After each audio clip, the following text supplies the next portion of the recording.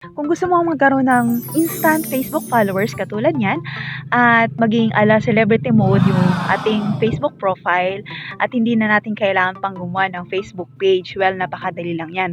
Pumunta ka lang sa yung Facebook profile at pindutin mo ang tatlong tuldok na yon and piliin mo lang yung turn on professional mode. So, pindutin mo po yan.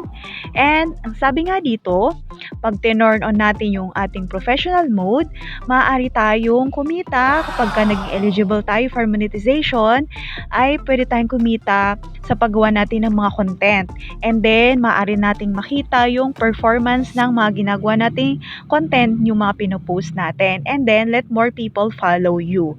So, i-turn on na natin yan.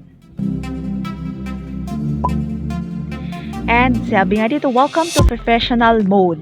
And kapag hindi mo pa ito ginagawa, first timer ka pa lang, piliin mo yung choose profile category. So, pwede ka pong pumili dito kung ano yung ano ka? Ano ka ba? 'Di ba? Vlogger, chef, entrepreneur, designer. So, marami kang pagpipilian. So, kung katulad ko na gumagawa ka rin ng mga content, pwede mo piliin yung digital creators. Then, save. Tapos, tingnan na natin yung ating profile. So, pinutin mo ulit yung tatlong tuldok na to and pinutin mo yung view as. So, dito lalabas, for example, tinignan yung Facebook profile natin ng ating friends or kung sino mang strangers na hindi natin nakilala.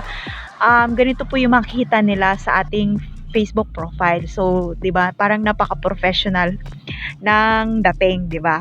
So, ayan yung profile, kung makita nyo meron ng digital creator na nakalagay. And anytime po pala pwede nating i-turn off yung ating professional mode kung gusto nyo and pwede nyo ring i-turn on ulit.